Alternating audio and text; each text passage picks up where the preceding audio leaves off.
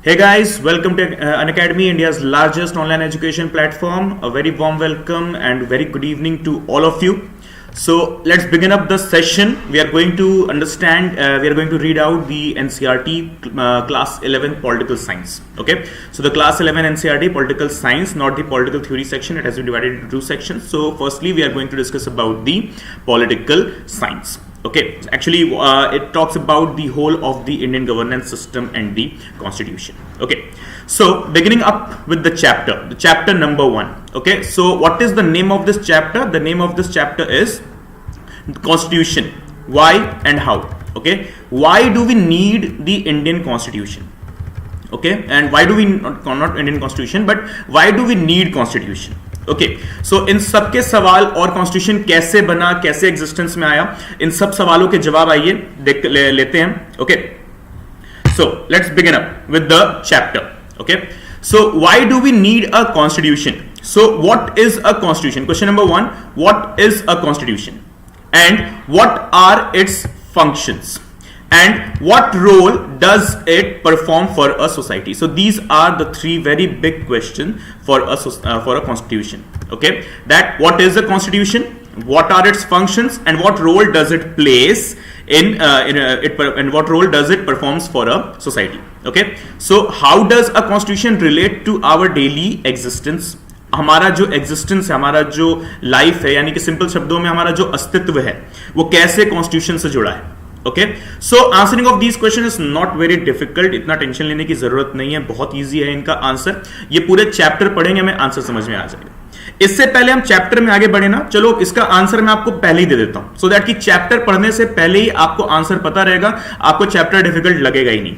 Okay, so what is a constitution? If I have to write about constitution, what can I write? Constitution is nothing in simple one word. I will say it's a rule book. Okay, what is a constitution? In one line, constitution is a rule book. What type of rule? इसमें किस type का rule लिखा होता है? Laws through which a society is governed, through which a nation is governed. Okay, so what is a constitution? Constitution in simple language, it's a rule book. In layman's term, what we call it? It's a rule book.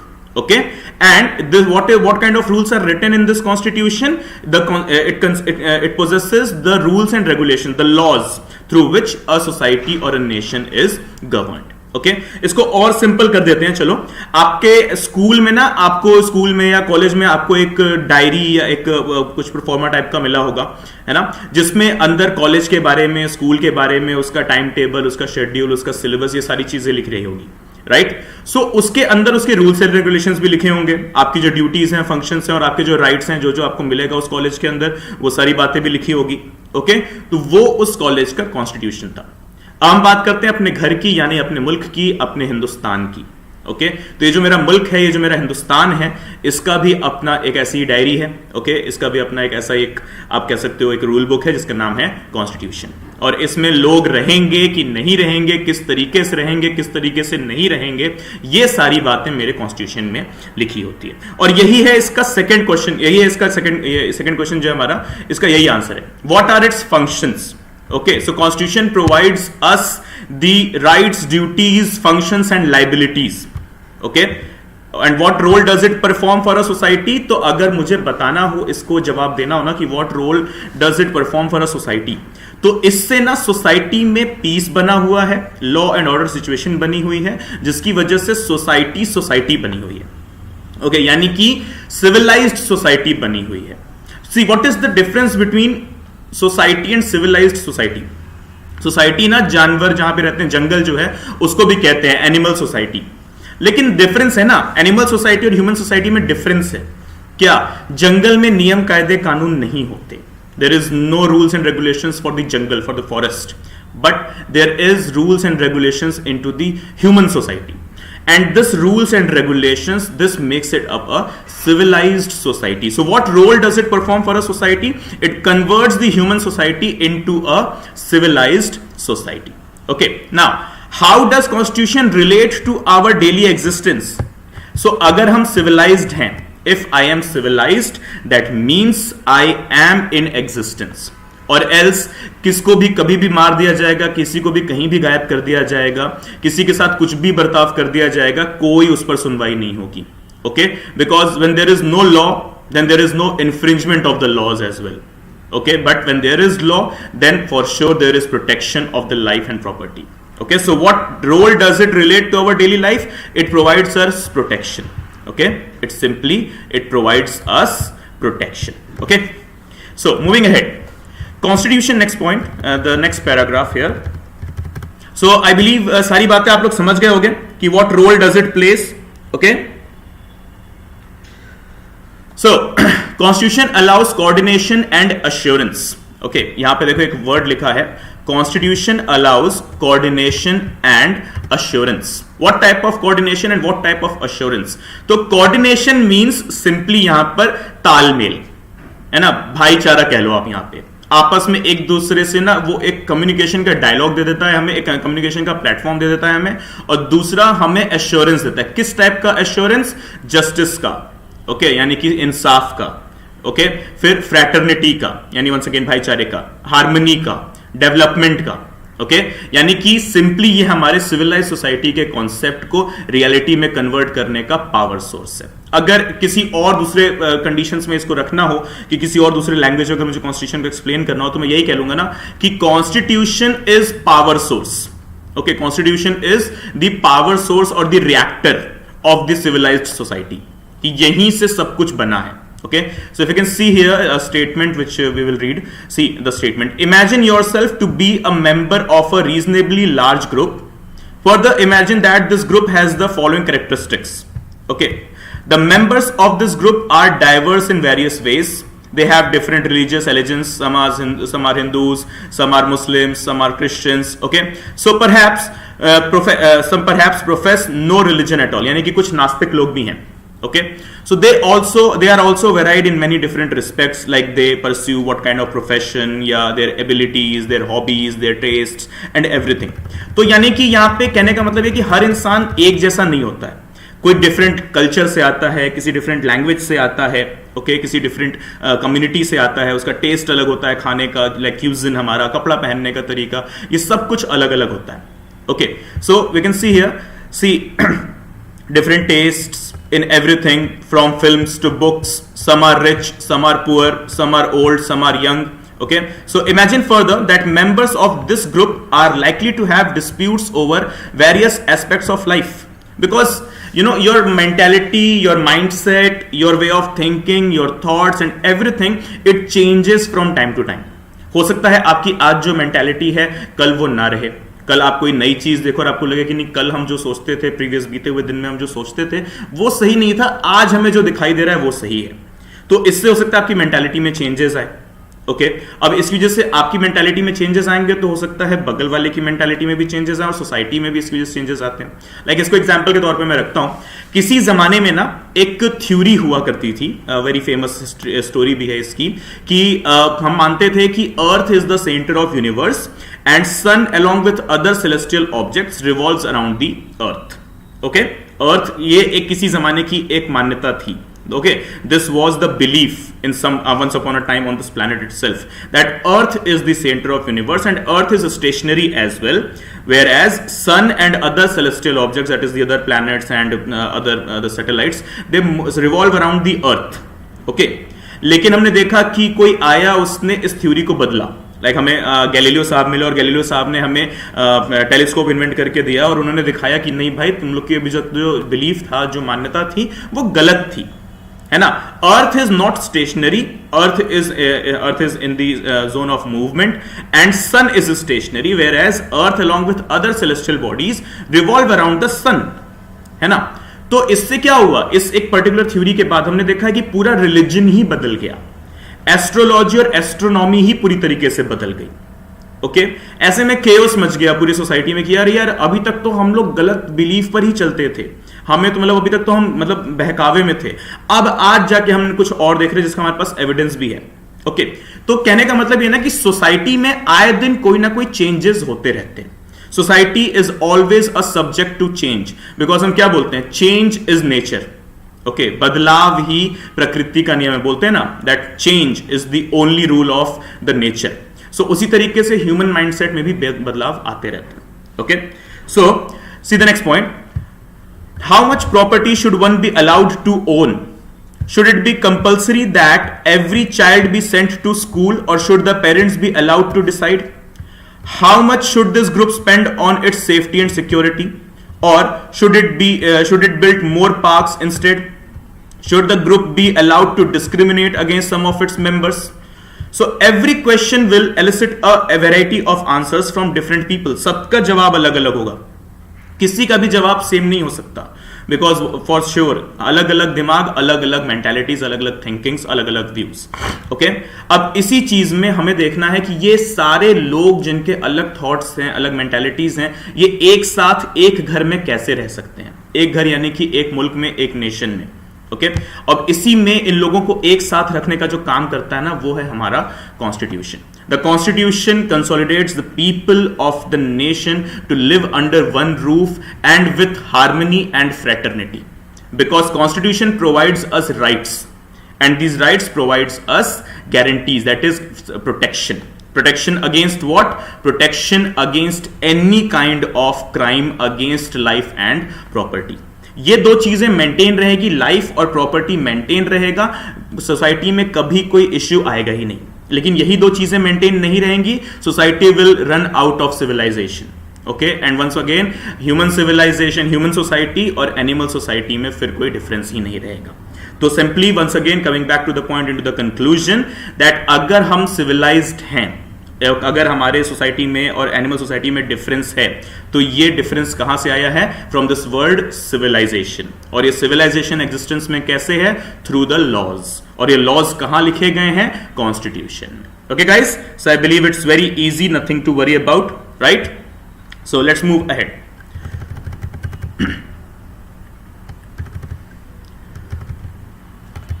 अभी ये सारा जो paragraph है ना, इसमें यही सारी बातें लिखी हैं जो अभी मैंने आपसे डिस्कस करी हैं. इन पूरे पैराग्राफ्स में अभी यही सारी बातें लिखी हैं कॉन्स्टिट्यूशन के बारे में. What is the importance, what role does it place for the protection of society and all. Okay, so we need not give any time on this. Just we will be focusing on those points which are most important to be discussed. वो सारी बातें जो ऊपर के paragraphs में लिखी हैं, अभी मैंने ये सारी बातें आपसे डिस्कस कर ली हैं. Okay, so coming to the next para. See here what is written. The another function of a constitution is to specify who has the power to make decisions in a society. It decides how the government will be constituted. Okay, so another function of a constitution is to specify. Specify what? Okay, that who has the power to make decisions in a society. Okay, यानी कि कौन होगा इस society का governor. Okay, so now let's see the paragraph. Limitations on the power of government here. See this paragraph. This is clearly not enough. Suppose you decided to who had the authority to make decisions, but then this authority passed laws that you thought were patently unfair. आपने किसी को बता दिया कि ये law बनाएगा, लेकिन इसने बताया कि नहीं यार, ये जो लॉ बना रहे हैं ये मेरे को, आपने एक ना पर्टिकुलर अपना एक रिप्रेजेंटेटिव चुन लिया. ओके, कि you guys will be making laws for me. Okay, लेकिन फिर आपको लगता है कि नहीं, ये जो मेरे लिए लॉ बना रहा है वो सही नहीं है, इसने गलत टाइप का लॉ बना दिया है. लाइक फॉर एग्जाम्पल यहाँ पे देखो नेक्स्ट पैराग्राफ में क्या लिखा है. It prohibited you from practising your religion for instance. कोई एक लॉ बना दिया और जहां पर बोल दिया कि कल से तुम अपने रिलीजन को प्रैक्टिस नहीं कर सकते, वो तुम्हारा रिलीजन अब हम इलीगल डिक्लेयर कर रहे हैं. सो isn't it against your personal liberty? Isn't it against the rights of humans? क्यों नहीं कर सकते भाई? रिलीजन मेरा पर्सनल चॉइस है, मेरा प्राइवेट चॉइस है. आप उसे लॉ के थ्रू कैसे बोल सकते हो कि नहीं ये गलत है? ओके, या फिर दूसरा, और it enjoyed that clothes of a certain colour were prohibited. अब किसी ने बोल दिया कि यार तुम एक काम करो, तुम व्हाइट नहीं पहन सकते, या ग्रे, ब्लू, ब्लैक कुछ ऐसे पहन नहीं सकते. क्यों नहीं पहन सकते? Why? Once again it's my personal liberty, it's part of my natural right.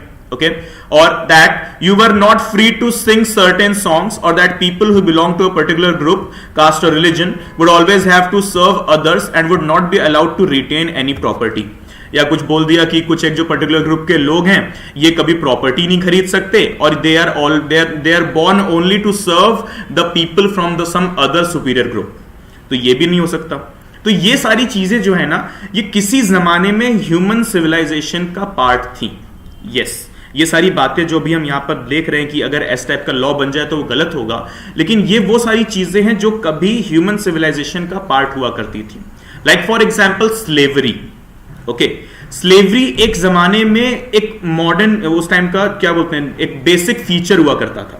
आपने पढ़ा भी होगा अपने हिस्ट्री सेक्शन में, स्कूल में भी पढ़ा रहेगा आपने कि किस तरीके से एंशिएंट हिस्ट्री, मिडिवल हिस्ट्री और पूरे मॉडर्न हिस्ट्री में भी हमने देखा है, या बिफोर द रिनाइसेंस पीरियड हमने देखा है कि स्लेवरी एक बेसिक फीचर हुआ करती थी सोसाइटी की। जैसे कि आज आपके हाथ में, आपके पास आपका मोबाइल फोन या कंप्यूटर होगा, उस जमाने में लोगों के पास अपने स्लेव्स हुआ करते थे। कुछ लोग स्लेव्स अफोर्ड कर सकते थे, कुछ लोग स्लेव्स अफोर्ड नहीं कर सकते थे। ओके, सो ये, अब वो स्लेव्स का जो लाइफ होती थी वो कैसी होती थी, उसकी कोई पर्सनल लाइफ नहीं होती थी, वो सिर्फ और सिर्फ होता था अपने मास्टर को सर्व करने के लिए। 24 घंटे वो काम करता था, है ना, और एक एक मास्टर जो, एक एक इंसान जो, उसके 2 3 4 5 स्लेव्स हो सकते थे। ओके, सो ये जो एक चीज थी वो पूरी तरीके से इनह्यूमन थी, जिसको हमने देखा कि रिनाइसेंस पीरियड के बाद, यानी कि पुनर्जागरण का जो टाइम आया, 15th सेंचुरी यूरोप में रिनाइसेंस शुरू हुआ और ये धीरे धीरे यूरोप से बाहर अपने पैर फैलाने लग गया। तो एशिया में आया, अफ्रीका में आया, ऑस्ट्रेलिया, अमेरिका, देखते देखते पूरे ग्लोब में फैल गया। और यहाँ पर लोगों को दिए गए उनके राइट्स, उनके नेचुरल राइट्स, उनके ह्यूमन राइट्स, उनके कॉन्स्टिट्यूशनल राइट्स। ओके, यानी कि सिंपली उनको उनके फंडामेंटल राइट्स दिए गए और ये पूरे स्लेवरी सिस्टम को एबॉलिश किया गया। और हमने देखा कि किस तरीके से इसी वजह से निकल कर आया था the American war of independence, right, sorry, American civil war, जो स्लेवरी के अगेंस्ट ही था। Okay, the northern part of America versus the southern part of America. The ones, the earlier one, those who wanted slavery to continue. The later one, those who wanted not the slavery to continue. Okay, so ये सारी चीजें थीं जो किसी जमाने में हमारे civilisation का हिस्सा हुआ करती थी, लेकिन इन्हें लॉज के थ्रू, प्रॉपर लेजिस्लेशंस के थ्रू बदला गया। या अगर दूसरा एग्जाम्पल लेना चाहो तो आप इसको ऐसे भी देख सकते हो कि किसी जमाने में ना हमारे पास हुआ करता था सती, जो कि हमारा ट्रेडिशनल रूल रेगुलेशन लॉ हुआ करता था, लेकिन इसको भी बदला गया, बताया गया कि यार ये तो बहुत इनह्यूमन टाइप का लॉ है, ये नहीं होना चाहिए। Okay, so this is the role of the constitution. Okay, so moving ahead to the next paragraph. The third function of a constitution is, okay, अच्छा, प्रीवियस में एक चीज रह गई है बताना, sorry I skip that part, कि आपने यहां पे ना क्वेश्चन डाला है, यहां पे क्वेश्चन है कि specify who has the power to make decisions in a society.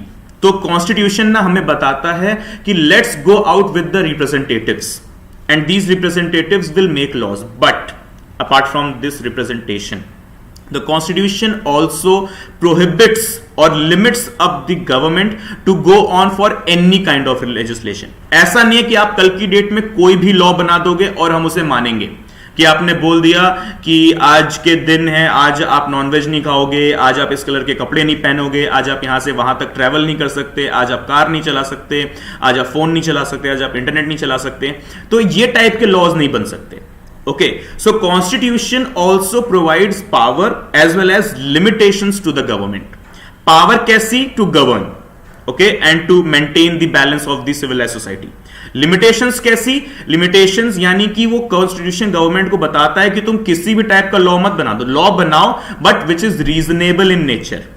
Okay, यानी कि which is with the provisions and the principles of the human rights and natural rights of the citizens. ऐसा नहीं कि कुछ भी law बना दोगे और हम कल की डेट में उसे मान लेंगे। लाइक आज की डेट में आप देख रहे हो कि किस तरीके से पूरे दिल्ली एनसीआर रीजन में फार्मर्स प्रोटेस्ट चल रहा है। ओके, तो ये जो फार्मर्स हैं, क्या इन्होंने गवर्नमेंट को वोट नहीं दिया होगा? बिल्कुल दिया होगा। ओके, ये फार्मर्स ने फॉर श्योर वोट किया होगा, लेकिन अब गवर्नमेंट ने लॉ बनाया, ये फार्मर्स को पसंद नहीं आया। एमएसपी के ऊपर इन्होंने जो लॉज बनाए या प्राइवेट प्लेयर्स के ऊपर इन्होंने जो एग्रीकल्चर मार्केट में इंट्रोडक्शन के लिए जो लॉज बनाए, वो फार्मर्स को पसंद नहीं आए। तो क्या अब फार्मर्स चुपचाप बैठे रहेंगे कि नहीं यार अब लॉ तो बनी गया, क्या करें? नहीं, यहां पर फार्मर्स को राइट दिया गया है। कैसा? Right to protest. आपका जो फंडामेंटल राइट है आर्टिकल 19, उसमें बोला ना right to assemble peacefully but without arms. तो वो क्या है? Right to protest. Okay, that is right to protest, and farmers are enjoying their fundamental right as well, and they are protesting against the laws made by the government. So far अभी तक उस protest का चलो हम कहते हैं कि कोई प्रॉपर सोल्यूशन नहीं निकला है, बट स्टिल ऐसा नहीं है कि फार्मर्स को कुछ लॉ दिया गया है और फार्मर्स को वो लॉ मानना ही पड़ेगा। आपके साथ भी ऐसा ही है, अगर आपको गवर्नमेंट का बनाया हुआ कोई लॉ पसंद नहीं है, then for sure you have the right to go against that law, okay, or to raise your voice against that law and ask the government to withdraw that law, okay. So constitution provides power, okay, into the hands of the government to formulate the laws, whereas into the second section it also provides prohibition, okay, limitation actually, to not to go for such kind of laws, okay. Those such kind of laws means those laws which are against the principles of natural rights, fundamental rights and human rights of the citizens, of the masses, okay guys. So I guess it's not very difficult to understand, it's quite easy. So next thing, another function of a constitution is to set some limits on what a government can impose on its citizens. The same thing what I have stated just on just the previous minute, just previous seconds, the same thing. These limits are fundamental in the sense that government may never trespass them, okay. So another function of the government is, of the constitution is to set some sort of limits on what a government can impose on the citizen. So the constitution limits the power of government in many ways. And the most common way of limiting the power of the government is to specify certain fundamental rights. Okay, just अभी हम जो बात कर रहे थे last minute, वही same बात यहां पर बोली गई है कि गवर्नमेंट लॉ बना सकती है फॉर श्योर, लेकिन ऐसा नहीं है कि तुम कोई भी लॉ बना दोगे और फिर मुझे वो मानना पड़ेगा। अगर आप बोलोगे कि मैं जो रिलीजन फॉलो करता हूं उसे मुझे अब नहीं करना है, वो रिलीजन इस नेशन में एग्जिस्ट नहीं करता, उसे लीगल डिक्लेयर कर दो, अगर तुमने ये रिलीजन माना तो तुम्हें हम जो है टेररिस्ट डिक्लेयर कर देंगे या सिटीजनशिप तुम्हारी छीन लेंगे, है ना, तुम्हारा बैंक अकाउंट्स वगैरह सब सीज कर देंगे। नहीं, ऐसा नहीं हो सकता है। ओके, कुछ हमें फंडामेंटल राइट्स दिए गए हैं and these fundamental rights they are the restrictions on the government that you can legislate, but nothing against the individual rights, nothing against the liberty of the citizens. Okay, so ये है constitution का पूरा एक role. अभी ना इसको आपको लग रहा होगा कि यार ये तो पूरा इतना पढ़ना पड़ जाएगा, इससे कैसे याद होगा, तो डोंट वरी, अभी भूल जाओ सारी, अभी टेंशन मत लो, सारा टेंशन भूल जाओ। ओके, मैं आपको सिंप्लीफाई कर देता हूं यहाँ पे कि ये इतनी सारी चीजें याद कैसे रखनी है। तो चलो हिस्ट्री से डील करते हैं थोड़ा सा। ओके, एक जमाना था इंडिया में या पूरे वर्ल्ड वाइड ग्लोबली जहां पे ना मोनार्की हुआ करती थी। ओके, देखिए ये जो सारी बातें इस पैराग्राफ में लिखी है ना, मैं आपको सिंपल लैंग्वेज में डिकोड करके बता रहा हूं। ओके, तो just understand the concept what I am trying to convey. Okay, एक जमाना था जहां पे मोनार्की चला करती थी, यानी कि राजतंत्र चला करता था, और राजा रूल्स एंड रेगुलेशंस बनाया करता था। जो राजा रानी होते थे, यानी कि जो द किंग होता था, द थ्रोन, बस वही सारी बातें, सारे लॉज लेजिस्लेट किया करता था। राजा ने जो भी बोल दिया वो आदेश हो जाता था, राजा ने जो भी लिख दिया वो कानून हो जाता था। अब ऐसे में राजा के अगेंस्ट कोई भी सवाल जवाब नहीं हो सकते थे। आप राजा के पास जाके नहीं बोल सकते थे कि तुमने ये लॉ बनाया है, ये गलत है, इसे वापस ले लो। बिल्कुल नहीं, वहीं पर गर्दन काट दी जाती थी, है ना, अगर आपने राजा या सल्तनत के अगेंस्ट कुछ भी बोला। तो ये सारी चीजें, इनमें क्या होता था, लोगों का टोटल एक्सप्लॉयटेशन होता था। या फिर हमने देखा है कि जब इंपीरियलिज्म चल रहा था, जब कॉलोनियलिज्म चल रहा था, जब हम कॉलोनी बन गए, जब हम गुलाम बन गए किसी फॉरेन कंट्री के, जब when we became the colony of England, imperialism की जब हम बात कर रहे थे, तो हमने वहां पे क्या देखा कि किस तरीके से हमारा ड्रेन ऑफ वेल्थ हुआ, हमारा ट्रेड नुकसान हुआ, हमारी इकोनॉमी तबाह हो गई, हमारा सोशल जो जो बना हुआ था कंडीशंस वो पूरी तरीके से खत्म हो गए। जो इंडियंस थे उनके ऊपर कितनी एट्रोसिटीज हुई, कितना उनका एक्सप्लॉयटेशन हुआ। ओके, और इसका पूरा बेनिफिट कॉलोनी जो कंट्रीज थी, कॉलोनियल कंट्रीज जो थी, उन्होंने अपना लिया, उन्होंने रख लिया अपने पास। ओके, ऐसे में जो हमारी कंट्री थी जिसको हम सोने की चिड़िया कहते थे, इसके किसी ने पंख ही निकाल लिए, तो ये सोने की चिड़िया ना विदाउट फेदर्स हो गई। तो अब हम अपने फेदर्स वापस से रीग्रो कर रहे हैं with the help of the democracy, and this democracy is only into the existence because of this word. Okay, what word it is? The fundamental rights. Okay, now coming to the story, अगर हम बात करते हैं कि किसी जमाने में हमें जो है राइट्स नहीं थे, तो क्यों नहीं थे? क्योंकि मोनार्की चलती थी, उसमें राजा ने जो बोल दिया वो आदेश, जो लिख दिया वो कानून। Okay, whatever the king has orally spoken, that is known as the order, and whatever the king has written, that is known as the law. And no one has authority to breach that law and ask questions against that law or ask about the validity of that law. आपको मानना ही पड़ता था, है ना. अब ऐसे में क्या होता था, लोगों के एक्सप्लॉयटेशन, लोगों का जो यहाँ पे जो लोगों के ऊपर जो एट्रोसिटीज हैं उनकी कोई हाइट्स ही नहीं होती थी. आपने जितनी भी पुराने टाइम की जो माइथोलॉजी बेस्ड मूवीज बनी हैं या हिस्टोरिकली जो मूवीज बनी, उसमें आपने देखा है कि किस तरीके से लोगों से जबरदस्ती का टैक्स लिया जाता था. और वो टैक्स ना उनकी कई बार उनके इनकम से भी ज्यादा हो जाता था कि किसी ने कमाया 100 रुपए, उसको 110 रुपए तो टैक्स ही पे करना है. तो ऐसे में वो बेचारा खाएगा क्या, है ना. वो अपने घर पे क्या लेकर जाएगा, क्या देगा क्या नहीं देगा, तो उसका तो लाइफ का वो वैसे ही कोई मतलब नहीं है. और गलती से आप टैक्स पे करने में चूक गए तो फिर उसके बाद क्या होगा, आपका जो लाइफ है वो तो खत्म ही कर लेंगे और आपकी जो भी थोड़ी बहुत प्रॉपर्टी है उसे भी गवर्नमेंट टेक ओवर कर लेगी. आपने मूवी देखी रही होगी लगान, तो उसमें आपने देखा है कि किस तरीके से जो कॉलोनिस्ट थे, जो इंपीरियलिस्ट जो इंडिया में रह रहे थे उस टाइम, उन्होंने किस तरीके से एट्रोसिटीज करना शुरू किया. उनको इस बात से कोई मतलब नहीं है कि बारिश हुई है या नहीं हुई है, उनको सिर्फ अपने टैक्स से मतलब, उनको लगान से मतलब है बस, है ना. तो अब ऐसे में फार्मर्स लगान कहां से पे करेंगे, टैक्स कहां से पे करेंगे, जब उनके पास इनकम ही नहीं है. इनकम पे टैक्स लगता है ना, तभी तो उसको इनकम टैक्स बोलते हैं. लेकिन जहां इनकम ही नहीं है वहां टैक्स किस बात का, तो वहां टैक्स दे भी तो कहां से दे. ओके, तो बस यही एक सिंपल कहानी रह गई थी कि जो मोनार्कियल फॉर्म ऑफ गवर्नमेंट्स होती थी या जो कॉलोनियल फॉर्म ऑफ गवर्नमेंट्स होती थी, वहां पर एक्सप्लॉयटेशन का मतलब कोई रूल, कोई हाइट ही नहीं होती थी, कोई लिमिट ही नहीं होता था और कोई राइट्स की बात ही नहीं होती थी. और ऐसे में यहां पर सिविलाइज सोसाइटी जो थी वो धीरे धीरे खत्म ही हो जानी थी, धीमे धीमे उसका ना एग्जिस्टेंस आ ही जाना था. बट अचानक से हम देखते हैं कि एक रिवोल्यूशन स्पार्क आउट होता है. रिवोल्यूशन कहां से स्पार्क आउट होता है, जब हम देखते हैं कि रिवॉल्ट ऑफ 1857 हुआ, उसके बाद से आईपीसी सीआरपीसी बना, फिर उसके बाद हमने देखा कि किस तरीके से कांग्रेस बनी, कांग्रेस के बाद फिर मुस्लिम लीग बनी, फिर और कुछ छोटे छोटे ऑर्गेनाइजेशंस बन के तैयार होते हैं जो लोगों के राइट्स, जो लोगों के हक के लिए लड़ाई लड़ते हैं. Okay, so the another third function of the constitution is to set some limits.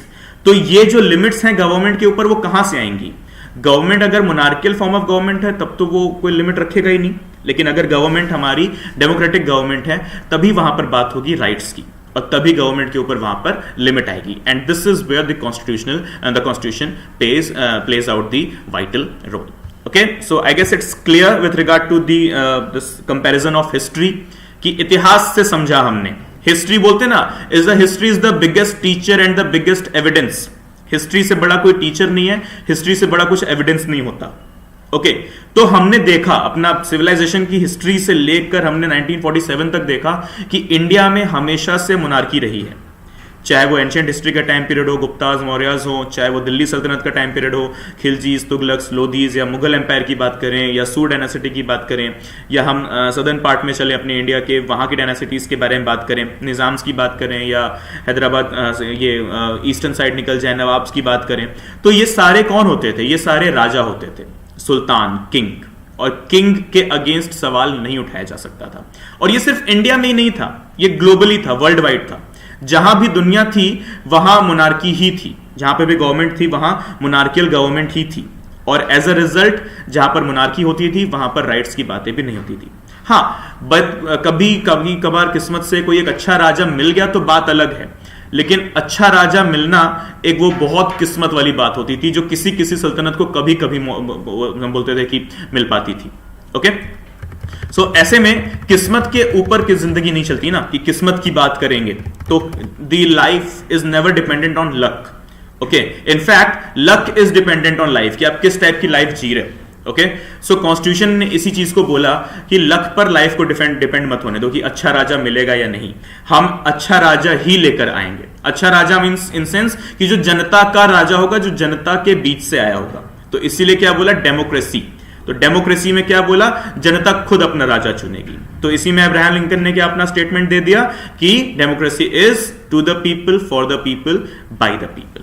Okay, so that is the concept for the constitution. So see the next paragraph here, the aspirations and goal of a society. The aspirations and goals of a society. What is there? What happens in them? So most of the older constitutions limit themselves largely to allocating decisions making power and setting some limits to the government power. But many 20th century constitutions, of which the Indian constitution is the finest example, also provide an enabling framework for the government to do certain positive things, that is, to express the aspirations and goals of the society. The Indian constitution was particularly innovative in this respect. Societies with deep entrenched inequalities of various kinds. अभी क्या लिखा है इसमें, इतना बड़ा लंबा चौड़ा क्या क्या लिख दिया भाई, इसमें इतना टेंशन लेने की जरूरत नहीं है. ओके, बस इसको डिकोड कर देते हैं यहाँ पे. What are the aspirations and goals of society. तो इसमें ना जब भी हम बात करते हैं पॉलिटिकल साइंस की या पॉलिटिकल थ्योरीज की, तो उसमें हमें एक वर्ड मिलता है, उसको हम क्या बोलते हैं, welfare state. Okay, welfare state क्या बोलते हैं, जन कल्याणकारी राज्य. या प्रेजेंट टाइम में आज डेट में एक नया वर्ड, नया स्टेट फ्रेज है, बड़ा फेमस हुआ है. नया वर्ड तो नहीं है, खैर बहुत पुराना है, लेकिन आज की डेट में बहुत ज्यादा यूज हो रहा है, राम राज्य. ओके, तो क्या होता है राम राज्य या क्या होता है वेलफेयर स्टेट या जन कल्याणकारी राज्य. तो इसमें हम कैसे बोलते हैं, तो ये ना किसी भी सिविलाइज सोसाइटी का सबसे बड़ा गोल है.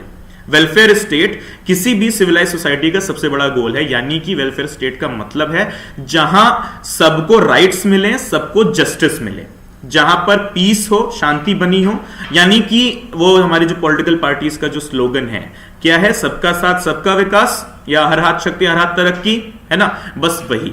तो aspirations and goals of a society, simply अगर मुझे लिखना हो, अब अगर मैं सबका साथ सबका विकास लिखूंगा तो यूपीएससी कहेगी यार ये तो पॉलिटिकल इंसान है, ये तो किसी पॉलिटिकल पार्टी से आया है. या अगर मैं बोलूंगा हर हाथ शक्ति हर हाथ तरक्की, तो वो फिर से ये बात बोलेंगे कि पॉलिटिकल इंसान की जगह ब्यूरोक्रेसी में नहीं है.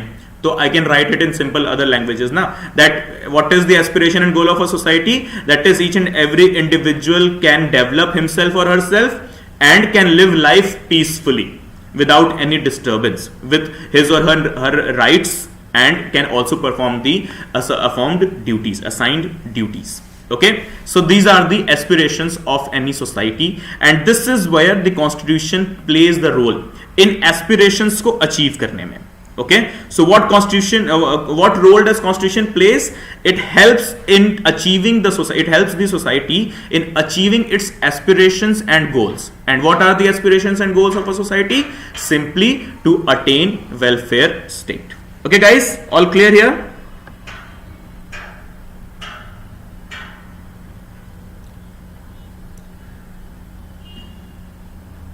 Okay. राम राज्य में सभी जीव जंतु खुश रहते हैं. हाँ, ऐसा बोल सकते हैं, लेकिन सभी जीव जंतु खुश कैसे रहेंगे, ये बहुत बड़ा सवाल आता है. Okay, so let's move ahead. अभी देखो यहां पे, for example, India aspires to be a society that is free of caste discrimination. If this is our society's aspiration, the government will have to be enabled or empowered to take all the necessary steps to achieve this goal. Okay, so the aspiration of Indian society is to go caste free. Okay, the aspiration of Indian society is to be free from caste discrimination, जहां पर caste discrimination, religious discrimination, ये सारी चीजें ना हो, जो होनी भी नहीं चाहिए. Okay, अगर ये हमारी सोसाइटी का एस्पिरेशन है, तब फिर गवर्नमेंट के हाथ में ना पूरी पावर होनी चाहिए इस एक पर्टिकुलर इविल प्रैक्टिस के अगेंस्ट स्टेप लेने की. तो अगर आप देखो, अगर गवर्नमेंट को एम्पावर किया गया है, तो फिर इसीलिए उन्होंने बनाया है the SC/STs atrocities prevention of atrocities act. Right, ये क्या है, कास्ट डिस्क्रिमिनेशन के अगेंस्ट है ना, जहां पर हम देखते थे कि हमारे जो SC और ST कम्युनिटी है, जो सप्रेस्ड कम्युनिटी है, इसको नाम ही दे दिया गया सप्रेस्ड या डिप्रेस्ड कम्युनिटी. क्यों किसी कम्युनिटी को सप्रेस्ड या डिप्रेस्ड क्यों बोला जा रहा है, क्या रीजन क्या है, क्यों है सप्रेस्ड कम्युनिटी? हाँ, क्यों बोल रहे हैं कि ये कम्युनिटी सप्रेस्ड है या डिप्रेस्ड है? ये हिस्ट्री से हो गई है. ओके, कि एक पर्टिकुलर जहां पे हम वो जाति सिस्टम, वर्ण सिस्टम जब ले आए, तो हमने अलग अलग कास्ट्स को डिवाइड कर दिया और बता दिया सबका रोल. तो जो सबसे लोअर लेवल पर जो कास्ट आई, जो मीनियल वर्क्स कर रही थी, तो उसको हमने डिप्रेस्ड बना दिया, अछूत बना दिया, अनटचेबल बना दिया. तो जब अनटचेबल हो गए, तो फिर एट्रोसिटीज और एक्सप्लॉयटेशन, तो फिर उनकी लाइफ का मतलब डेली पार्ट हो गया. मतलब किसी दिन किसी, है ना, इस डिप्रेस्ड कम्युनिटी वाले इंसान के साथ अगर किसी दिन कोई एक्सप्लॉयटेशन या सप्रेशन ना हो, तो वो उस दिन सोचता होगा आज लगता है सूरज जो है वो पश्चिम से ही निकला रहेगा, वो ईस्ट से तो आया ही नहीं होगा आज. पक्का आज दुनिया बदल गई है, वो पक्का सोचता होगा कि आज किस्मत खराब है मेरी, आज किसी ने मेरे को एक्सप्लॉइट क्यों नहीं किया। तो ये हो गई थी हमारी सोसाइटी की कहानी, हो गई क्या थी, आज भी है, लेकिन हाँ पूरी तरीके से खत्म नहीं हुआ है, आज भी है, ऐसी बात नहीं है कि पूरी तरीके से खत्म हो गया है। लेकिन हाँ एक चीज यहां पर बोलने के लिए है कि the Indian constitution and Indian government has worked exceptionally well on these platforms, on these issues, कि इनको ये वो चीजें थी जो हमारे रग रग में बसी हुई थी, इनको एक बार में निकाल देना मुमकिन नहीं था, लेकिन इनको निकाला जाने के लिए एक अच्छे लॉज की जरूरत थी, अच्छे गवर्नमेंट सिस्टम की जरूरत थी, अच्छे गवर्नेंस की जरूरत थी। हाँ लूप होल्स आज भी हैं, वो फॉर श्योर होते ही हैं, कोई भी चीज परफेक्ट नहीं होती। ओके वो बोलते हैं ना nobody is perfect and whose name is nobody we don't know, right. So nobody is perfect, तो उसी तरीके से हम यहाँ पे बोलते हैं कि गवर्नमेंट का लूप होल आज भी है, लेकिन ऐसा नहीं है कि इंडियन गवर्नमेंट ने 1947 से लेके 2021 तक में कास्ट डिस्क्रिमिनेशन के अगेंस्ट काम नहीं किया है। ओके किया है, हमने लॉज की बात करी अभी, जैसे कि SC/STs prevention of atrocities act, या वुमेन एम्पावरमेंट के लिए हमने कमीशंस बनाए, ऑर्गेनाइजेशंस तैयार करी, सेल्फ हेल्प ग्रुप्स को प्रमोट किया, नॉन प्रॉफिटेबल ऑर्गेनाइजेशंस को प्रमोट किया। ओके तो ये वो एक्शंस थे जो कास्ट डिस्क्रिमिनेशन के अगेंस्ट बात कर रहे थे। ओके सो अगर किसी सोसाइटी का एक अपना क्या बोलते हैं मोटिव है, अपना एक एस्पिरेशन है कि उसको कास्ट डिस्क्रिमिनेशन फ्री होना है, तो ऐसे में गवर्नमेंट को पूरी तरीके से एम्पावरमेंट चाहिए, एक पावर चाहिए हाथ में कि वो कास्ट डिस्क्रिमिनेशन के अगेंस्ट लॉज बना सके और उन लॉज को कभी भी कॉन्स्टिट्यूशन के अगेंस्ट ना समझा जाए। अगर आप बोलो कि मैं एक सुपीरियर कम्युनिटी से आता हूं और इस कम्युनिटी का रिवाज ही है कि ये अपने सामने से जो इंफीरियर कम्युनिटीज हैं उनको सप्रेस करें, तो आप इसको अपने फंडामेंटल राइट या ह्यूमन राइट या अपने रिलीजियस राइट से प्रोटेक्ट नहीं कर सकते, because this is something which is against human rights itself. Atrocities are never permitted. Like वो कहते हैं ना कि किसी इंसान को किसी दूसरे इंसान की जान लेने की परमिट नेचर ने नहीं दिया है। So you have to be natural for sure, for always. तो जब ये सारी चीजें नेचुरल हैं तो ये हर इंसान के लिए इक्वल होनी चाहिए, और इसी इक्वालिटी को इंप्लीमेंट करने के लिए गवर्नमेंट को रोल प्ले करना जरूरी है। और गवर्नमेंट इस चीज में कब अच्छा रोल प्ले कर सकती है, जब उससे पावर दिया जाए, और ये पावर कहां से आएगा, यस फॉर श्योर कॉन्स्टिट्यूशन से ही। ओके सो इसमें देखो एक दूसरा एक एग्जांपल लिखा हुआ है यहाँ पे, in a country like South Africa which had a deep history of racial discrimination. Okay किसी जमाने में ना साउथ अफ्रीका या अफ्रीकन रीजन्स में, अफ्रीकन कंट्रीज में एक पॉलिसी चलती थी जिसको हम बोलते थे अपार्थेड, APARTHEID, अपार्थेड, जहां पे ब्लैक्स और व्हाइट्स के बीच में ऑन रेशियल ग्राउंड्स डिस्क्रिमिनेशन होता था। ओके लेकिन आज हम क्या देखते हैं, या यूएस में, किसी जमाने में यूएस में ब्लैक और व्हाइट का जो रेस थी या जो वॉर थी वो इतनी ज्यादा थी कि, और इतना ज्यादा वहां पे ब्लैक अफ्रीकन जो अमेरिकन थे, यानी कि अफ्रीकन अमेरिकन तो जो थे, उनका पूरा एक्सप्लॉयटेशन होता था। उनको कहीं जॉब नहीं मिलती थी, कोई बिजनेस सेटअप करने को नहीं होता था, बच्चे स्कूल नहीं जा पाते थे, कहीं कम्युनिटी में, कहीं सोसाइटी में बोलने नहीं दिया जाता था। लेकिन हमने क्या देखा कि गवर्नमेंट ने पूरी तरीके से इस कास्ट डिस्क्रिमिनेशन के अगेंस्ट काम किया। काम करते ही हमने देखा कि किस तरीके से Barack Obama became the president of US, right. वो कंट्री जहां पर कभी ब्लैक्स निकलकर बाहर बोल नहीं सकते थे, काम नहीं कर सकते थे, पढ़ाई नहीं कर सकते थे, वहां पर Barack Obama who was an African American became the president of the United States, right. 2008 का अगर आप न्यूज़पेपर की हेडिंग्स कभी आप गूगल करके देखो तो उसमें वो लिखा है भी बहुत clearly, black Obama in white house. And that was not just the achievement of Barack Hussein Obama, but that was the achievement of the whole United States. And we whole, the human race, we should keep this thing as a proud matter. Let's not talk about boundaries here, that वो America है उसके लिए क्या proud करना, हमारा कभी support नहीं करता, बड़ा वो दो तरफा बातें कर देता है, कभी पाकिस्तान के सपोर्ट में हो जाता है, कभी चाइना से हाथ मिला लेता है ना। तो चलो उसको हटाते हैं, हम बात करते हैं boundary free. we just let's go the border, let's go beyond the borders, कि अमेरिका से हमें कुछ सीखना चाहिए कि वो एक कंट्री जहां पर रेशियल डिस्क्रिमिनेशन इतना ज्यादा था कि कुछ ब्लैक अफ्रीकन जो अमेरिकन थे, यानी कि अफ्रीकन अमेरिकन थे, जो बोल नहीं सकते थे, आज वहां के जो ग्रेटेस्ट पॉप स्टार्स हैं या जो टीवी एक्टर्स हैं, जो फिल्म एक्टर्स हैं, they are from African American community. And yes Barack Obama, so he is the champion, right. So अगर आपने देखा होगा तो हमारे वेस्ट इंडीज का एक प्लेयर है DJ ब्रावो, जिसने ये सॉन्ग भी बनाया चैंपियन, जिसमें उन्होंने रेशियल डिस्क्रिमिनेशन के अगेंस्ट बात करने की कोशिश करी है। तो उसमें उन्होंने बताया है, don't forget Hussein is a Barack Hussein, Obama is a champion, right? So this is where we should learn from US and this is where only this caste discrimination will end. क्यों US में ये सारी चीजें possible हो पाई पता है आपको? क्योंकि वहां पर गवर्नमेंट को अथॉरिटी थी लॉज बनाने की, और इस टाइप के लॉज बनाने की जो सोसाइटी एक्सेप्ट भी कर ले। और इंडिया में ये सारी चीजें अभी भी हम एप्लीकेबल नहीं कर पाए हैं। क्यों? क्योंकि गवर्नमेंट के पास अभी भी प्रॉब्लम है, कास्ट डिस्क्रिमिनेशन जो है ना हमारे रगों में बसा हुआ है। ओके, तो इसलिए ये बाहर नहीं निकल पाता है। Okay, so Indian government is also empowered, वो लॉज बना रहे हैं, बट यस प्रॉब्लम आ जाती है कहीं ना कहीं हमारे अनअवेयरनेस की, हमारे लिटरेसी की, जहां पर एजुकेशन सिस्टम इतना ज्यादा स्ट्रांग नहीं है। Okay, so this is something which will be covering into the upcoming chapters as well. Okay, so let's move ahead with this chapter as of now. So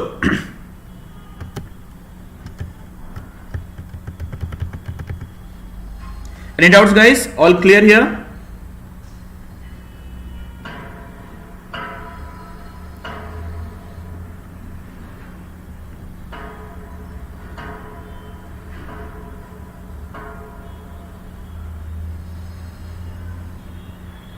ji sir please बताओ क्या बताना है भाई?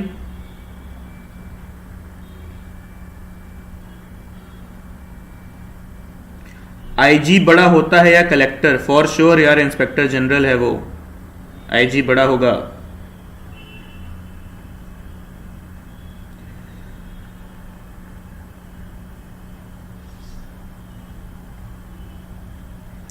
Yes, that's correct. Kamala Devi Harris is also the is also not the original American. Okay, she is not the absolute Native American, but she has been she was diaspored there. Okay, so in that case, once again, right now we can see that she is right now having the constitutional post as well. Okay, so ये America का ना अपना एक achievement है, और ये achievements कहाँ से निकल कर आया? उसके स्ट्रॉन्ग कॉन्स्टिट्यूशन की वजह से। वो स्ट्रॉन्ग कॉन्स्टिट्यूशन जिसने गवर्नमेंट को स्ट्रॉन्ग लेजिस्लेशन की अथॉरिटी दी, और इस स्ट्रॉन्ग लेजिस्लेशन से उस गवर्नमेंट ने वहां से कास्ट, ये जो रेशियल डिस्क्रिमिनेशन था, उसे पूरा रूट से उखाड़ दिया।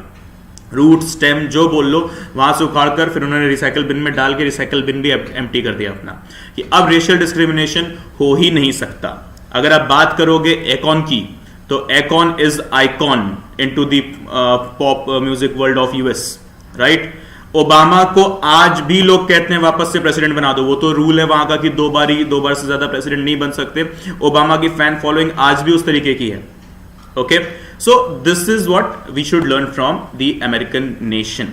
Okay, and the same thing is what Indian constitution is trying to inculcate. ऐसा नहीं है कि इंडियन कॉन्स्टिट्यूशन वीक है, लेकिन हाँ अभी भी प्रॉब्लम्स हैं। तो प्रॉब्लम्स क्यों हैं? वो सिर्फ एक वजह से हैं, और वो वजह क्या है? वो वजह सिर्फ यही है कि सोसाइटी अभी भी उतनी अवेयर नहीं है, सोसाइटी में अभी भी उतना एजुकेशन नहीं आया है। Okay, so will discuss this, don't worry. Now let's move ahead with the next of the points of this chapter. So we can see here this small box, enabling provisions of the constitution. Okay, so what's in them? Let's understand. So constitutions are not only rules and regulations controlling the powers of the government. In fact, they are much more than that. So what are they? They also give powers to the government for pursuing collective good of the society. अब collective good को ना यहाँ पर फिर से वही phrase लाकर रख दो, सबका साथ सबका विकास, या हर हाथ शक्ति हर हाथ तरक्की, यही है collective good. Okay, see here, the Constitution of South Africa assigns many responsibility to the government. It wants the government to take measures to promote conservation of nature, make efforts to protect persons or groups subject to unfair discrimination, and provides that government must protectively ensure adequate housing to all, healthcare, etc. अब आप बोलोगे ये सारी बातें तो Indian constitution में भी है। एब्सोल्युटली, ये सारी बातें इंडियन कॉन्स्टिट्यूशन में भी है। So what it tries, Indian constitution, it's not just कि क्या होगा क्या नहीं होगा, या यहाँ पे जो लिखा है not just rules and regulations, but yes also the principles, also the directions, okay, that how the society should be established. तो वहां पे क्या हमारा जो कॉन्स्टिट्यूशन का पार्ट 3 है जहां पे फंडामेंटल राइट्स की बात करी गई है, तो वहां पे पार्ट 4 भी है जहां पर डायरेक्टिव प्रिंसिपल्स की बात करी गई है, जिसमें ये सारी बातें लिखी गई हैं that government must progressively ensure adequate housing. Okay, दो हाउसिंग वर्ड डायरेक्टली नहीं है बट स्टिल वहां पर रिसोर्सेज के एलोकेशन की बात जरूर है। हेल्थ केयर एटसेट्रा, ओके, जहां पर हम देखते हैं कि मैटरनिटी रिलीफ, फिर उसके बाद से पैटर्निटी रिलीफ की भी हम बात कर रहे हैं, just and human conditions of the workers की बात कर रहे हैं, या वर्कर्स का जो एंगेजमेंट है into the management of industries and all, उसकी भी हम बात करते हैं। Okay, so the constitution has done exceptionally brilliant work in providing all of these safeguards to the people, so that with the help of these safeguards, once again the same concept, the welfare state can be established. Okay guys, so abhi dekho next, in case of Indonesia also the government is enjoined to establish and conduct national education system. Now isn't it not applicable into the Indian constitution? Yes, it is there under article 21 capital A, where we have seen that article 45, that is the DPSP section, was transferred, was actually copied to the fundamental rights section, जहाँ पे हमने education को एक fundamental right बनाया और क्या बोला, 6 to 14 years of age जो हमारे चिल्ड्रन हैं, जो बच्चे हैं, उनको फ्री और कंपल्सरी एजुकेशन दी जाए। Okay, so this is where the constitution works. It's not just the rules and regulations, but yes, also the guiding principle of the society. So इसका इकलौता मोटिव क्या है? Once again सेम चीज, राम राज्य स्थापित करेंगे। अब कैसे स्थापित करेंगे? इसी कॉन्स्टिट्यूशन के रूल्स एंड रेगुलेशंस के सपोर्ट से। Okay guys, so I guess it's clear, कुछ डिफिकल्टी तो नहीं हो रही है कि आप लोग को समझने में? Any doubts?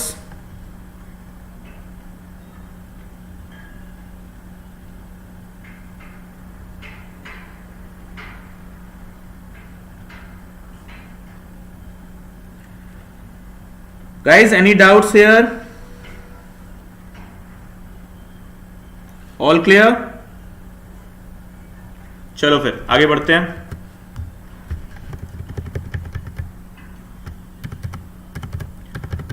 अभी देखो नेक्स्ट पॉइंट क्या लिखा है, fundamental identity of a people.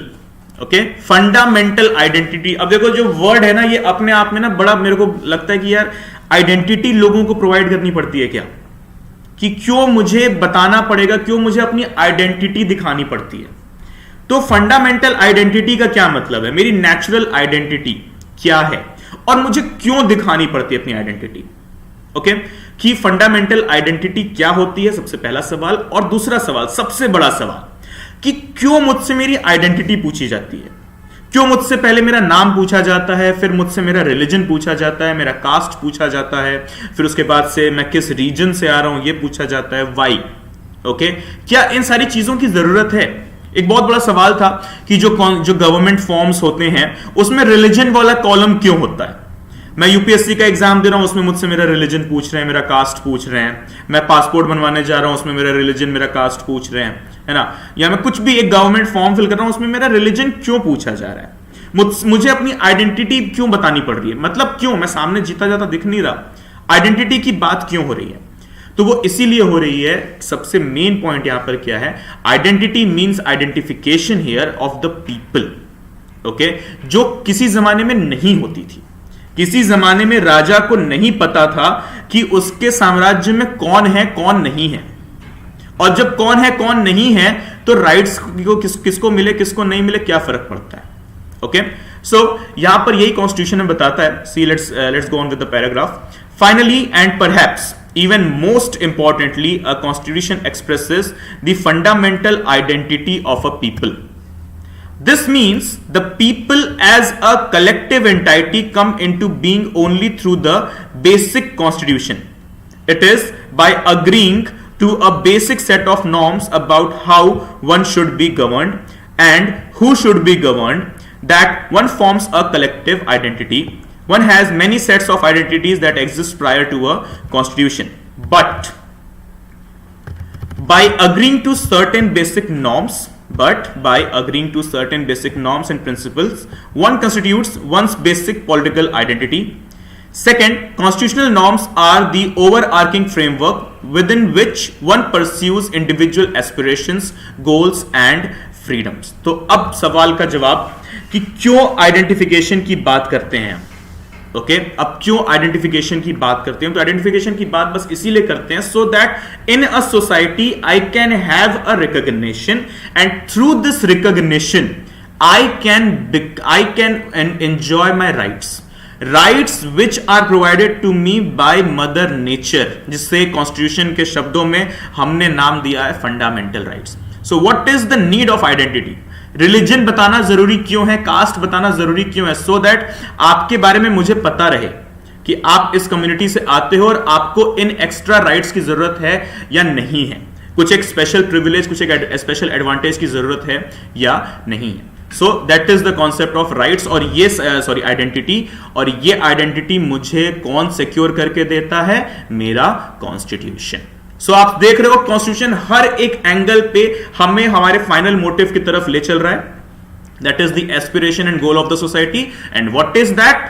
One word, Ram राज्य, वेलफेयर स्टेट, जन कल्याणकारी राज्य, जो भी नाम देना है दे लो. Okay guys, clear?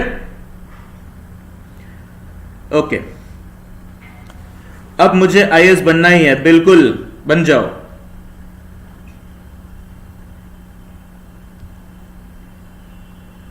ओके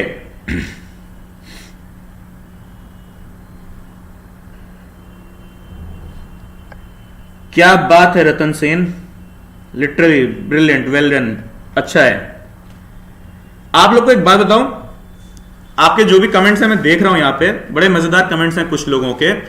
तो आईएएस बनना ही है, आईपीएस बनना ही है, सब चीजें हैं, लेकिन एक सिंपल मैं आपको बताऊं जो सबसे बेस्ट मेरे लिए जो बोलते हैं टेक्निक है पढ़ाई करने की या अपने आप को मोटिवेटेड रखने की, मैं ना कभी भी उस तरीके से नहीं पढ़ाई करता कि ये मेरे लिए एक सब्जेक्ट है, एक सिलेबस का पार्ट है और ये पढ़ना ही पड़ेगा. अगर आप किसी भी चीज को ना ऐसे पढ़ोगे कि यार ये ना क्वेश्चन मेरा बनेगा इससे, या ये मेरे सिलेबस का पार्ट, एक सब्जेक्ट है वगैरह वगैरह, तो मजा नहीं आएगा उसको. वो ना आप उसको बर्डन के तौर पे लोगे. अपने आप को स्कूल में रख के देखो, आप जब अपने स्कूल या कॉलेज में होते थे तो आप क्यों पढ़ते थे पता है? आपको मार्क्स लाने थे, आपको नंबर लाने थे, नहीं तो घर पे पापा मारेंगे, स्कूल में टीचर मारेगा, क्लास में रैंक बनानी है या आगे कुछ करियर वगैरह बनाना है, ऐसा करने के लिए कुछ. वहां पे ना आप इसलिए नहीं पढ़ते थे कि इससे आपको कुछ नॉलेज मिल रहा है. देखो मैं रणछोड़दास चांचड़ नहीं हूं, मैं आपको नहीं बता रहा हूं कि प्री राजुलाइजेशन और फरहान नाइट्रेट का मेरे को डेफिनेशन बताओ. मैं आपको उसकी ना उस एक पर्टिकुलर सीन का रियलिटी बता रहा हूं कि जब भी आप पढ़ो ना तो इस तरीके से पढ़ो कि इस चीज को पढ़ के आप सोसाइटी में क्या चेंज ला सकते हो, कि क्यों बनना है आईएएस, है ना? मुझे आईएएस बनना क्यों है यार, क्यों, क्या, किस लिए आईएएस बनने के लिए बैठे हो यहां पे? जान सकता हूं किसी का कमेंट में, क्यों आईएएस आईपीएस बनने का है तुम लोग को? क्या करना है? मतलब क्या, मतलब ब्लैक मनी लेकर चले जाओगे फॉरेन, फिर मस्त लास वेगास में अय्याशी करनी है? क्या करना है? होनोलुलु में रहेंगे, हवाई में रहेंगे, लंदन इंग्लैंड में रहेंगे? किस लिए आईएएस बनना है? हाँ, क्यों बनना चाहते हो आईएएस? या बस एक स्टेटस के लिए, एक पहचान के लिए? कुछ एक मोटिव होगा ना दिमाग में, कुछ तो होगा. यूपीएससी क्यों क्रैक करना है? तो क्या, किस बात का स्टेटस?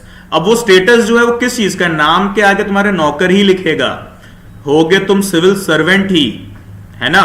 राजा नहीं बनने वाले हो, तुम बनोगे सिविल सर्वेंट ही. सिविल सर्वेंट मतलब आपको जनता की काम करना पड़ेगा, देश के लिए कुछ अच्छा काम करने के लिए. तो जब आपको अपने लिए या देश के लिए कुछ अच्छा काम करना है, अपनी सोसाइटी के लिए कुछ अच्छा काम करना है ना, तो जब भी किसी सब्जेक्ट को पढ़ो तो इस तरीके से पढ़ो कि ये आपके आगे करियर का पार्ट है. पॉलिटिकल साइंस पढ़ रहे हो, पूरा का पूरा पॉलिटिकल साइंस आपके जिंदगी भर आपके करियर का पार्ट बना रहेगा. फिर बोलोगे अरे सर तो फिर हिस्ट्री क्यों पढ़ें? तो हिस्ट्री अपने कंट्री के बारे में तो पता होना चाहिए ना. और वो हिस्ट्री क्या बोला? Biggest teacher biggest evidence. History से सीख के हम प्रेजेंट टाइम को सुधार सकते हैं. हिस्ट्री जो बीत गई ना, वो हमारे प्रेजेंट और फ्यूचर को सुधार सकती है ना. अभी आपने कल कोई गलती करी होगी तो आपको पता है कि आने वाले दिनों में, आने वाले कल में, आने वाले रोज में आपको गलती नहीं करनी, राइट? तो हिस्ट्री हमें क्यों पढ़नी? इसीलिए पढ़नी, मुझे सीख लेना चाहिए अलाउद्दीन खिलजी के मार्केट रिफॉर्म्स क्या थे, मुझे पता होना चाहिए दीन इलाही क्या था, सो दैट आगे सोसाइटी में कुछ चेंजेस आए तो मैं इन सारी चीजों को एग्जाम्पल के तौर पर रख सकूं और नए लेजिस्लेशन में अपना सपोर्ट दे सकूं, राइट? क्यों पढ़नी है ज्योग्राफी? इसीलिए पढ़नी है, मुझे पता होना चाहिए मेरे यहाँ कौन कौन से रिवर्स हैं, क्या किस टाइप का क्लाइमेट है मेरा, क्या वेदर कंडीशंस हैं, ग्लोबल वेदर कंडीशंस क्या हैं, उसका इंडिया पे इम्पैक्ट क्या पड़ता है. क्यों पढ़नी है इकोनॉमिक्स जबरदस्ती अजीब, अरे वह बड़ा टेंशन वाला सब्जेक्ट है? नहीं, बहुत इजी सब्जेक्ट है। क्यों पढ़ना है? मुझे अपने कंट्री के इकोनॉमिक्स के बारे में, ट्रेड और ये सारा पूरा मॉनेटरी सिस्टम, पॉलिसी सिस्टम पता होना चाहिए ना, तभी लोगों के लिए काम कर पाऊंगा। अगर मेरे को साइंटिस्ट बनना है तो मेरे को अच्छे से फिजिक्स को अपने पूरे मतलब मिलाकर पी जाना है पानी में। तो उसी तरीके से अगर आपको पॉलिटिकल साइंटिस्ट यानी कि एक ब्यूरोक्रेट बनना है ना, तो आपको इन सब्जेक्ट्स को भी वो मतलब ऐसे नहीं पढ़ना है कि यार है बड़ा बर्डन टाइप का। आपको इस तरीके से पढ़ना है कि बस ये आपके लिए जरूरी। Okay guys,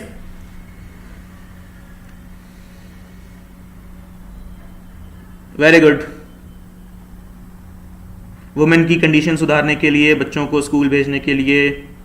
okay, exactly sir, बिल्कुल जी सर। ओके, बिल्कुल, these are the things which you should understand. क्यों पढ़ना है मुझे?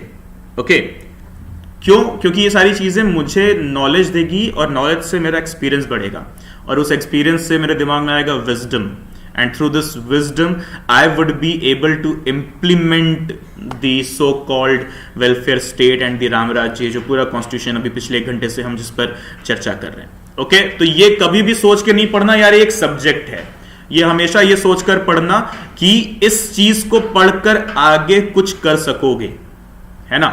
ये चीजें आज हमने 2-4 पैराग्राफ ही हमने पढ़ा इसका, लेकिन इसमें हमने कितनी हिस्ट्री की भी बात करी, प्रेजेंट की भी बात करी और फ्यूचर की भी बात करी, right. So just read it in that sense. Okay guys, all clear? Caste abolition, okay, IFOS nature lover, very good. Very few people are there who consider themself as nature lover. अच्छा लगा सुन के। Okay guys, so that's it with this session today. We will continue the chapter into the next classes, why and how. तो आगे हमें ना बहुत सारी चीजें मिलेंगी इस सब्जेक्ट में, इस पर्टिकुलर चैप्टर में, चैप्टर 1 में।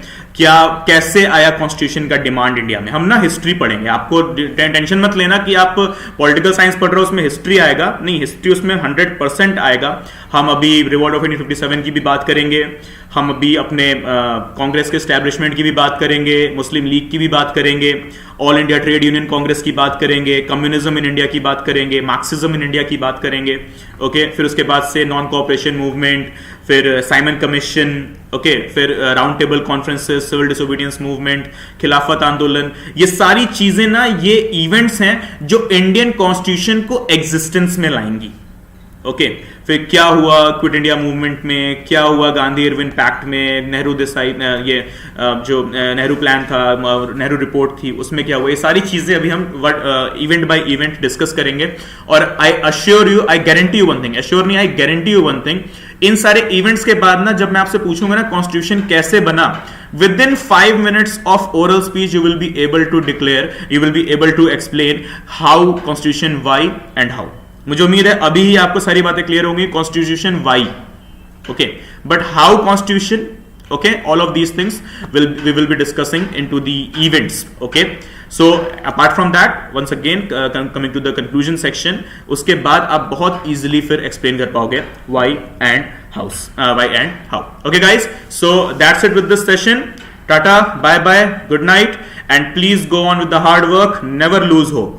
ओके, जब भी होप टूटने लगे ना तो याद रखना कि आगे और होप आने वाला है आपके पास। अब कैसे, इसके ऊपर मैं आपको होप और चैलेंजिंग द चैलेंज, इसके ऊपर मैं आपके साथ एक अलग से किसी दिन बातचीत करूंगा, जिसके ऊपर आपको बहुत सारा मोटिवेशन मिलेगा। Okay, don't worry, never lose hope. और अगर किसी भी दिन ऐसा लगे कि होप कम हो रहा है तो बस एक बात याद रखना कि आगे लाइफ ना हर एक सेकेंड आपको सरप्राइजेस देती है, कभी अच्छे पॉजिटिव तो कभी नेगेटिव इवेंट्स में भी आपको होप मिल जाता है। कुछ ऐसे नेगेटिव इंसिडेंसेस भी हो सकते हैं आपकी लाइफ में जो आपको पॉजिटिव होप प्रोवाइड करा दे। Okay, so the only concept, never lose hope. Okay guys, tata, bye bye, good night, once again.